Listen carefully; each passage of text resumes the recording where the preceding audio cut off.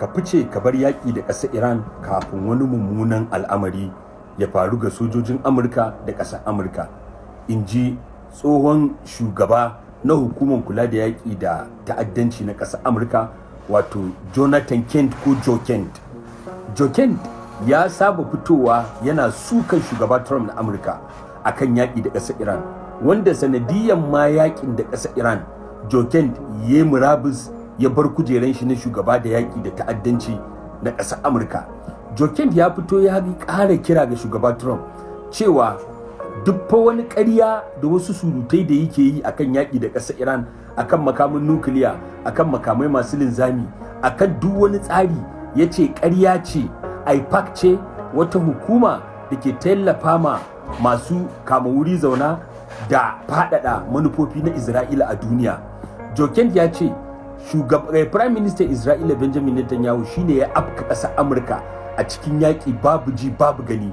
Ya ce kuɗin Amurka ake ɗauka, ake kashe ma Isra'ila, kuɗin Amurka ake ɗauka a sai ma Isra'ila makamai, kuma a yaƙoƙakan nan da ake tun daga Lebanon zuwa ƙasar Syria zuwa ƙasar Iraki akwai 'yan asalin ƙasar Amurka da suka je wa'innan ƙasashen da Isra'ila ta kashe su da makaman Amurka wanda aka kasa yin komai. Joe Kent ya ce a tsarin da ake a yanzu, muddin Amurka ta kai ƙasar Iran wuya, to ba ƙaramin barna Iran za ta yi ma Amurka ba. Ya ba da shawara duk yanda shugaba Trump yake ciki ya gudu, ya bar wannan yakin, ya bar ƙasar Isra'ila da yakinta, ya fi mata alheri kafin wani bala'i ya afka ma Amurka. Na gode. Assalamu alaikum wa rahmatullahi wa barakatuhu, ahalan wa salam biku masoyana, masoya jamhuriyar musulunci, masoya gaskiya, masoya adalci. Labari ne mun daɗi a yayin da muke samun labarin cewa yanzu nan ƙasan Canada ta responding ma ƙasan Amurka akan haraji da ta sa mata kaso, ƙarin haraji da ta ƙara mata ma ƙasar Canada, a yayin da ƙasar Canada ba ta ɓata lokacin ita ma ƙara ma ƙasar Amurka haraji kamar yadda ta mata ba. Wannan shine muke tabbatar muku Amurka ta gane yanzu durƙushewa za ta yi ta lashi ƙasanta. Sai labarin da ya fi kowanne daɗi, ƙasan Turkiya da Saudi da Pakistan sun fahimci alliance ɗinsu ba zai je yadda ake so ba, sai an nemo jaruma hazika gagarabadau namiji tsayayyen ɗan kasuwa ko? An tura invitation ma jamhuriyar musulunci a hukumance ta zo ta shiga Makka Security Alliance da aka sa mata hannu a garin Makka, a yayin da Egypt ita ma an tura mata a hukumance. To muna fatan Allah ya kawo Egypt ciki, Allah ya kawo jamhuriyar musulunci, kuma Allah ya sa su yi da zuciya ɗaya, Allah ya sa ba wata makarkashiya da wani munafircin bane, Allah ya tsayar da digadigansu su fahimci al'umman musulmi duk gindinmu ɗaya, tushenmu ɗaya, addininmu ɗaya, mun yi imani da la ilaha illallah Muhammadur Rasulullah sallallahu alaihi wasallam, mun yi imani da sharuɗan musulunci gaba ɗaya. Duk abin da ya je ya haɗa mun nan ya dara rabuwan kai wani fahimta ne wanda a can ƙarshe ne wa'innan fahimtotin. Ubangijin Allah ya ɗaukaka gaskiya a duk inda take, Allah ya ƙarya a duk inda take. Ni ne naku Baba Gyaran Bauchi. Jama'a assalamu alaikum wa rahmatullahi ta'ala wa barakatuh, barkanmu da wannan lokacin. Kamar yadda na saba ina gaya muku yau 23 ga watan 8 shekara 2026, yayin da muka hango babban sojan jamhuriyar musulunci yana maganin cewa da a ce kasar su oga tarihi oga sanshan za su zama masu gaskiya, da sun gaya ma duniya iya mutanen da suka rasa sojojinsu su ya kai kimanin 1000. Sannan mun hango wani jarida New York Times ya jaddada cewa yanzu mutanen da su oga tarihi oga sanshan suka rasa a yakin su da jamhuriyar musulunci sun kai mutane 770 da wani. Da Pakistan da Turkey da Saudiya sun ƙara gayyatar jamhuriyar musulunci kan ta shiga cikin wannan unilateral agreement na defense wanda ake kira da Mecca defense, wanda suke son su mai da shi ya zama hudu kenan. Jamhuriyar musulunci wanga karon bata ce uffan ba, ta kyale su kawai ta samu su. Wani sanata na kasar Oga Tariq Oga Sanshan ya fito ya magana akan cewa ya kamata haramtacciyar kasar mamaya ta fahimci cewa al'ummar musulmai na gabas da tsakiya su suke ba su dukkan abin da suke so. Ya ce kusan kaso 45.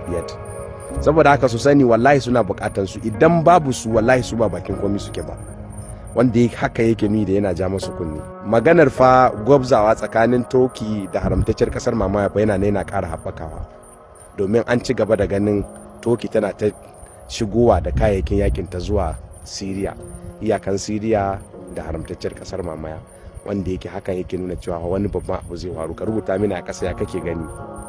Ministan kasashen waje na kasar China Baba Su Jinping ya ce babu wanda ya kamata ya ga lahin jamhuriyar musulunci ba. Da a baya fa ta bari ana free navigation, ana bin state of Hormuz free, ba su an san ko sisi, sai da su oga tarif oga sanction suka zo suka taba su kuma suka ce za su dinga karɓi wani abu. Saboda haka wannan haƙƙin su ne, duk yanda suka ga dama za su yi. Ka rubuta mini a ƙasa wannan maganan da ya baka sha'awa, kana bayan shi koko. Jamhuriyar musulunci ta da wani sanarwa cewa ta gano ko ta tono wani reserve na gas da ke kasanta wanda yake ya kai $165 billion, yake da gas da ya kai 7.5 cubic trillion yawan wannan man kenan yanzu haka, da yake yana da me ake kiran shi ne, iskan gas. Ka rubuta mini a ƙasa kana taya su murna akan wannan discovery inda suka yi. Dan wasan kwaikwayon nan ya ƙara kokawa wurin oga tarif oga sanction, ya ce cewa fa shi har yanzu bai gane ba fa irin makaman North Korea, wannan Hinsong din da Rasha suke amfani, Vladimir Putin yake amfani da shi fa, wannan abin fa yana kalubalantar su yadda da ake zato. Jama'a ku yi hakuri, ɗazu na ɗaukar bidiyo but sun saukar da shi, na kuma bi bidiyon na ƙara bi, ban ga wani abu da na yi wanda yake shi bane, da yake kun sani halin su ne. Wannan kuma dai na yi ƙara tantance yare na da nake amfani da shi. So jama'a, so far so good, abin da nake da shi kenan. Ubangiji Allah ya kama na zaman lafiya, Allah ya ɗaura mu bisa kan makiyan mu. Ubangiji Allah mun roƙe ka, Allah ya ɗaura mu bisa kan makiyan mu, ya canza mana azaluman shugabannin mu da shugabanni na kware masu son mu, masu kishin mu, ba wanda muke so ba. Na ku Suleiman, Allah ya biya mana bukatun mu da ni da kai na alheri. Na gode. Na lura fa jama'a fa ba su da labarin nan ba, cewa ba wani gari a Amurka ba yau kwanan su 10 jicir ba su da wuta. An yi a gyara wannan wutan nan ta ki gyaruwa. Al'umma suna ta tunanin wai me ke faruwa, me ke wakana. Sai kuma kwatsam yau sai muke samun labarin cewa wani gari a Burtaniya an kashe tashar wutan lantarkin su, an kwace ikon ta gabaki ɗaya, su kuma yau kwanan su 4 babu labarin su.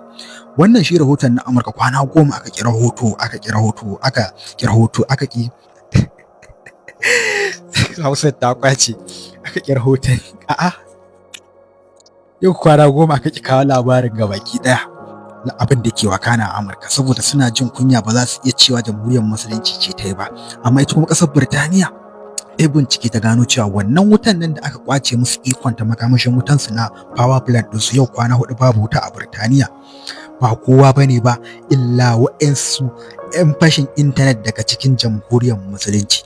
Kun san a kaf duniya in dai kana da hackers, kana da ƙwararrun 'yan intanet da suke sace-sace, suke kwace-kwace ta intanet, to ka gama gaba ki, saboda yanzu yaƙi nan gaba da zai koma yaƙi ne wanda za a yi shi na intanet, a dinga control ɗin abubuwan ku. Kai jamhuriyar musulunci, inna lillahi wa inna ilaihi raji'un. Kwana 4 fa, Amurka kuma kwana 10 a wani gari can, a Burtaniya kuma kwana 4. Amma da yake abin jamhuriyar musulunci ta aikata, gidajen labarai ba sa son su rahoto akan cewa jamhuriyar musulunci ta aikata. Ita kuma Burtaniya ta ga ina ba za ta jure ba, sai ta faɗi suwa take zargi, ta ce jamhuriyar musulunci ne suka aikata mata wannan abin. Jama'a, mutai dakarun sojojin Turkiya sun tafi hanya za su je su kare ƙasarsu daga sharrin Yahudawa da ƙasassun duniya. Sun tsaya suna sallah, wannan kuna ganin su suka ga lokacin sallah yayi, duk a cikin hanzari da suke su tafi boda, su ci gaba da aje makamai da kuma yawan sojoji, saboda barazanar da Netanyahu ya akan cewa in dai har Turkiya ta ci gaba da aje sojoji to yaki zai barke tsakanin su. Erdogan yayi kunnen uwar shegu da ce ina ba ku isa ba tura dakarun sojoji, wannan shine a hanyar su zuwa Syria, su je nan dab da bodar da ke tsakanin Syria da Palestine ma zan kira ba Isra'ila ba, dan su ci gaba da kare kasar su, kuma su ci gaba da tallafawa sojojin 'yan neman 'yanci freedom fighters kenan, kuma irin su Hamas da su Hezbollah. kusan suna dan taimaka musu ta wani fannin kuma suna taimaka Palestine ta wani fannin shine suka tsaya suka dakata a hanya suke sallah suke ibada wayannan mutanen fa duka ba sadaukar da rayuwa su za su yi ba akan tafarkin addini dan haka mu taya su da addu'a gaskiya mu taya su da addu'a mu gode wa Allah da a ce wai ba irin garin mu nan bane ake ta ɗiban muna tafiya yaki wallahi mu gode wa Allah suna kokari sojojin nan inna lillahi wa inna ilaihi raji'un